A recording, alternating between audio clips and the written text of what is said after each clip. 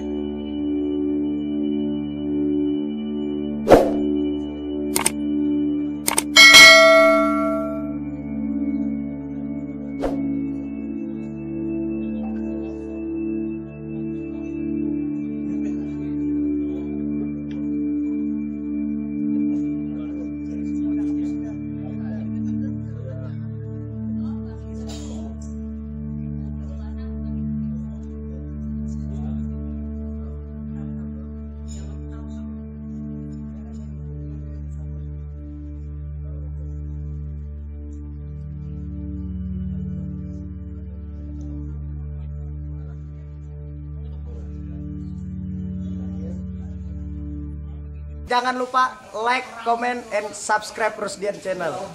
Lanjutkan, nanti kita mulai acara kita berharap. Karena kita hari ini mulai kegiatan pemaparan ini mulai jam 10 ya. Itu sudah berapa nih? Terus sebulan yang datang. Jadi jam 10 nanti tempat kita mulai pemaparan dari kelompok kapan ke satu gitu.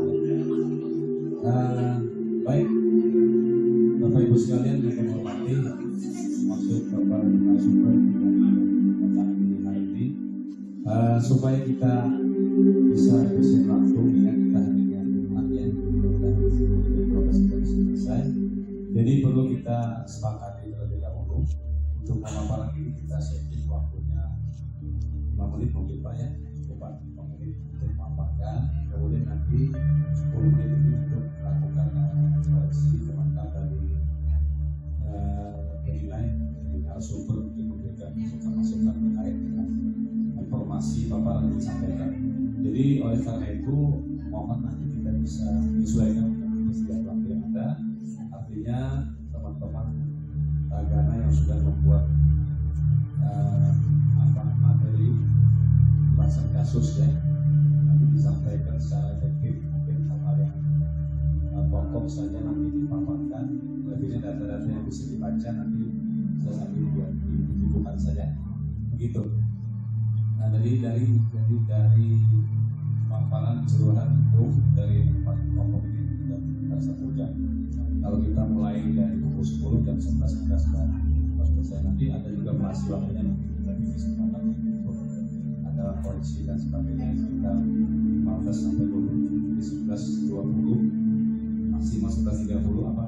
Aduh, 11.30 ya kita bisa selesai. Oke, izin sebentar Pak Antoni, nanti supaya narasumber paham dan sebentar akan saya tanyakan soalnya saya bacakan Pak ya. Izin Pak. Nah jadi ini gua mulai jam 8.30 tadi sesuai jadwal kita laksanakan, kita mulai kegiatan. Nah jadi soalnya ini Pak telah terjadi kebakaran besar pada tanggal sekian, jam sekian, dengan durasinya cukup lama, 1 jam lebih, mengakibatkan luas lokasi kebakaran itu ada di 2 RT,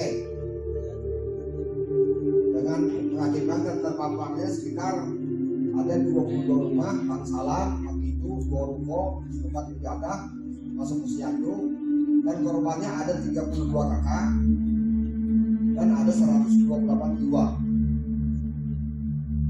Ya, terdiri dari ini nanti berhubungan dengan BNPA. Ada 42 pria dewasa, wanita dewasa tidak diketahui, serta 1 orang anak kelas SD, ada yang SMP, ada yang SMA, masuk juga ada kelompok rentan, masuk kerja keluarga RT 9, Ibu Bunga, dan nama lurahnya Pak Sudirman. Nah, pertanyaannya sebagai relawan Taruna Siaga Bencana, dari kejadian tersebut apa yang saudara harus lakukan, langkah-langkahnya setelah menerima informasi bencana kebakaran tadi, di saat terjadi bencana sampai dengan pasca bencana. Jadi teman-teman ini Pak, kita bagi kelompok, jadi masing-masing mereka memaparkan langkah-langkahnya. Dan tadi nanti kita minta Pak Edi, Pak Junjun termasuk saya sendiri nanti kita koreksi sama-sama. Ya, ini itu saja. Silakan saya kembali ke Pak Alfi. Anggota TRC dari tempat kami langsung menekan koordinasi dengan pihak sosial.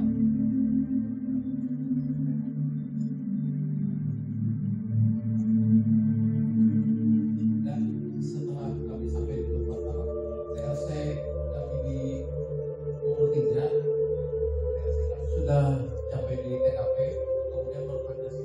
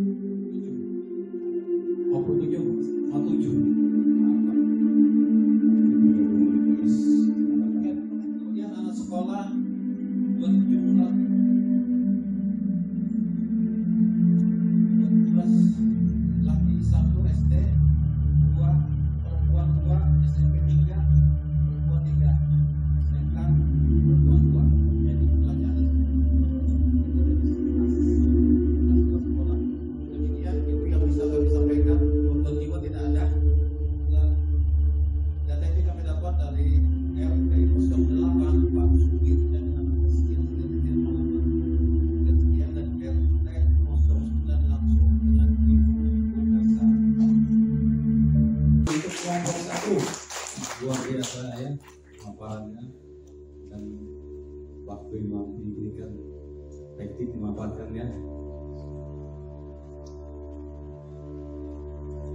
Nah itu kelompok itu bisa jadi hoax nanti, ya kan? Harus jelas. Jadi informasi ini didapat dari mana? Iya betul, harus jelas. Karena kan sekarang apa aja bisa hoax, ya. Wah ini yang lain. Tim TRC meluncur ke TKP setelah berkoordinasi dengan pihak Dinsos yang terdekat dengan lokasi bencana. Itulah yang pertama-tama langsung ke lokasi. Lalu masa aku dulu TRC, tak ada, sama semua. Yang terdekat, yang bisa ada waktu pas ada di saat itu langsung datang ke TKP. Kalau TKP nanti koordinasikan dengan pengurus. Ketua kami sudah edukasi atau di grup, bisa di grup. Nanti pengurus memerintahkan TRC untuk juga mendekat ke lokasi. Jadi pengurus nanti yang melaporkan ke saya. Kita kan satu komando. Jadi namanya satu komando di mana? Ya.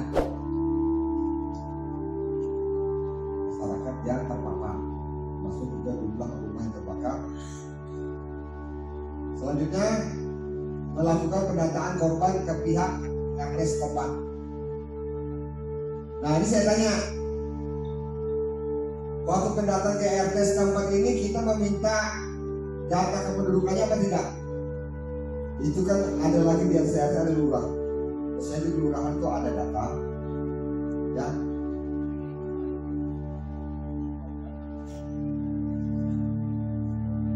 Iya kan ada di kelurahan itu biasanya ada arsip.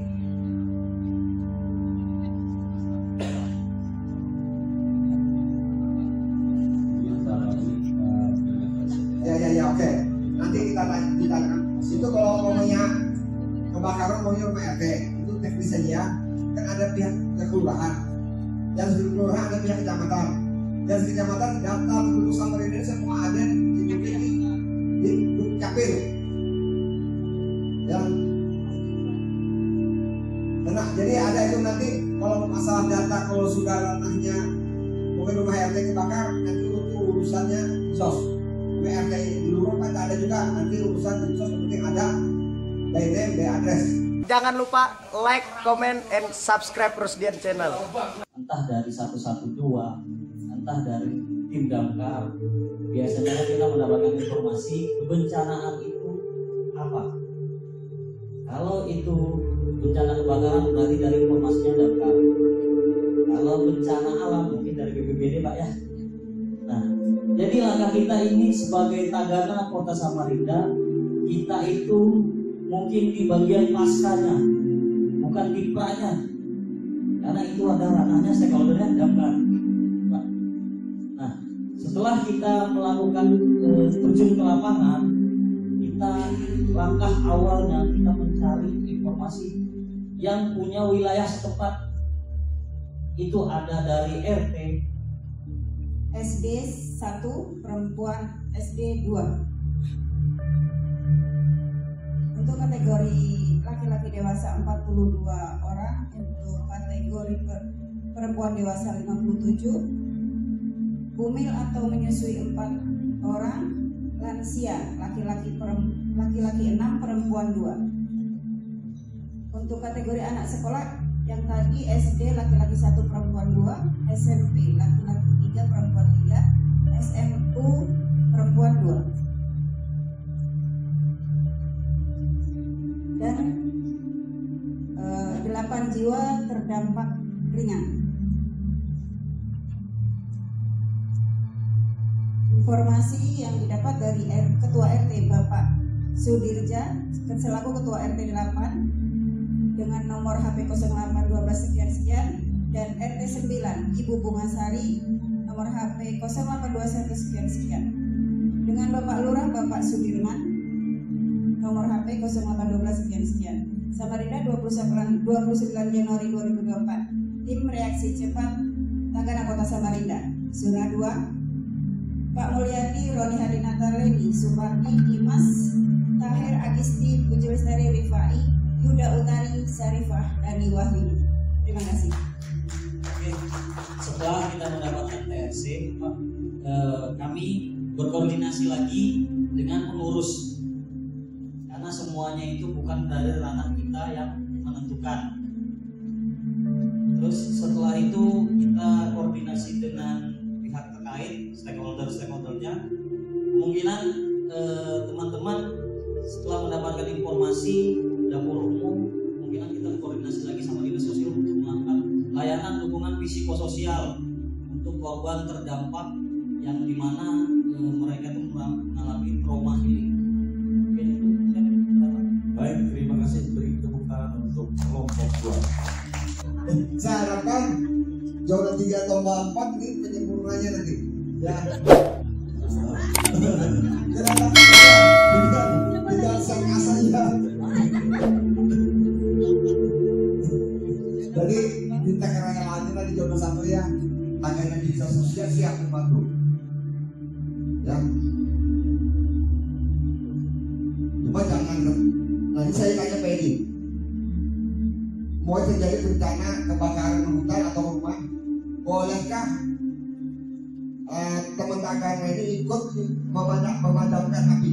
Boleh nggak secara aturan ketentuan? Secara ketentuan kan kalau sudah terkait teknis pemadaman pemukiman ada sudah bagian dari masyarakat sudah menyusun ada BPBD sesuai dengan tugas dari karena kan itu di pasca atau di bulan itu. Tapi kan pemadamannya itu menjadi tugas pokok dari pemadam kebakaran. Tapi dalam situasi-situasi tertentu di mana mungkin kalau dampak itu hati-hati kan, karena malah bisa cedera buat kita. Jadi walaupun memang mesti membantu, ya kalau kita di posisi yang cukup aman lah kita, karena kita bukan orang teknis ya. Jadi kalau secara aturan memang tidak bisa gitu ya. Tapi kalau situasi tertentu di mana kewalahan, tidak kewalahan bisa saja. Cuma saya tidak, insya Allah si damkar BPBD itu selalu siap aja gitu. Kalau ada yang bantu ya alhamdulillah. Kita bantu. Artinya yang diutamakan tuh OPD teknisnya karena mereka sudah terlatih. Jangan sampai kita tanpa diminta, kecuali kita diminta ya. Jangan lupa like, comment, and subscribe Rusdian Channel. Lagi, otomatis ada wartawan Marcelinus, koordinator TRC, Saudara Terry, dan anggota misalnya ada Emma Bianca, Stefan Wenas, tim Puspita, Embul Albab, M. Yusuf Wahyudi. Otomatis ada anggota Marcelinus, koordinator TRC, Saudara Terry, dan anggota misalnya ada Emma Bianca, Stefan Wenas, tim Puspita, Embul Albab, M. Yusuf Wahyudi. Oke, kami akan menjelaskan di sini tentang musibah kebakaran yang dimana terjadi di Kota Samarinda pada tanggal 29 Januari 2024. Informasi diterima melalui saluran radio, di mana tim kami sebagian langsung mengarah untuk memantau situasi di sana. Ada juga tim kami yang memang memiliki peralatan dan dapat membantu di sana. Pada saat kejadian dimulai informasi masuk di pukul 15 waktu Indonesia Tengah. Waktu penanganan kurang lebih 1 jam setengah hingga pukul 16.45 waktu Indonesia Tengah. Lokasi kejadian di Jalan Jenderal Sudirman RT 8 dan RT 9. Satu bangunan bangsalan terdiri dari 4 pintu, tempat ibadah 1 buah, ruko ada 2, ruko tempat usaha, dan 1 bangunan posyandu di mana dikategorikan dalam kantor. Pada kejadian ini informasi sementara yang sempat kami dapat jumlahnya 32 jiwa, 32 kakak atau 28 jiwa, di mana yang terdata lebih dahulu itu juga pria dewasa, karena di lapangan yang banyak beraktivitas dalam penanganan itu adalah kaum prianya, di mana di tempat tersebut didata saat menemui RT 08 dan 09 kebetulan ada di lokasi Bapak RT maupun Ibu ya, mohon maaf RT 9 itu Ibu. Jadi ada Bapak Sudirman dan Ibu Bunga Sari kebetulan ada di situ juga, di mana ada Pak Lurah yang langsung memantau juga. Mana lurahnya ini juga orang yang sama, namanya sama, Sudirja. Lurahnya Sudirman, maaf. Baik, saya ulangi lagi. Jadi di TKP itu biasa kejadian kan ada RT dan lurah langsung memantau, barulah kami mulai berkata menggunakan X, di mana kami akan melakukan koordinasi untuk mengambil langkah apakah perlu untuk dikirim bantuan ataukah perlu ada umum atau lain sebagainya. Jadi pada hari Rabu 30 Januari 2024 diketahui bahwa jumlah kakak lokalnya itu ada 32 kepala keluarga, dari total 28 jiwa, di mana balitanya ada 6 orang, anak-anak ada 2 orang. Jumlah wanita dewasa sudah tahun 11 dan 27 jiwa, di mana terdapat di antaranya itu apa yang harus dilakukan pada saat pasca bencana, apakah mereka seperti yang saya bilang tadi, apakah mereka perlu bantuan atau tidak, atau perlu pendirian shelter, baik itu tenda atau perlengkapan sampai ke sanitasinya, ada perlu segala macam fasilitas kesehatannya. Kalau memang posisi itu jauh dari fasilitas kesehatan yang terdekat, atau mungkin puskesmasnya sangat jauh, kan begitu di situ ada posyandu berdekatan langsung dengan puskesmas itu. Daerah kan kita ngomong daerah di mana fasilitas kesehatannya perlu jarak yang lumayan jauh. Kita anggap ini daerah, ini memang nama jalan, tapi kita anggap itu daerahnya ujung. Jadi kita nggak bisa berasumsi suatu kejadian itu hanya untuk satu kota besar, karena kita seringkali mohon izin beberapa kali kami ke daerah yang memang cukup jauh dari pemukiman padat penduduk, tapi posisinya di pinggir sekali. Dan kedua, melakukan pendataan BNPK sesuai nanti diteruskan ke tim Pusdakom yang akan diteruskan lagi ke Kementerian Sosial. Ketua Tanggal mengenai data KBT Jamsos itu untuk lingkup kota, tapi nanti lingkup lebih luasnya pasti dari Ketua FK melapor ke tim yang lebih di atas lagi sampai ke pusat. Selanjutnya KBT Jamsos berkoordinasi dengan Kepala Dinas Kota, itu sudah wewenang beliau berkoordinasi dengan kepala dinas apakah ada tindakan lanjutan harus kita lakukan ataukah kita hanya mensupport. Selanjutnya dari Pak Kabid memberi arahan kepada Ketua FK Tangerang dan Sabanda untuk melakukan distribusi bantuan itu apabila diperlukan memang bantuan keluarga. Selain dari hal-hal yang kami sebutkan langkah-langkah di sini mungkin sudah tercatat semua. Di sana juga kami pasti melakukan pendampingan untuk warga, di mana di situ pasti ada anak-anak, ada orang dewasa yang pasti mereka mengalami trauma pada saat kejadian. Entah pada saat kejadian itu terjadi chaos atau jadi rusuh, biasanya itu terjadi di beberapa titik zona merah yang biasa kami sebut zona merah itu karena daerah rawan, karena di RT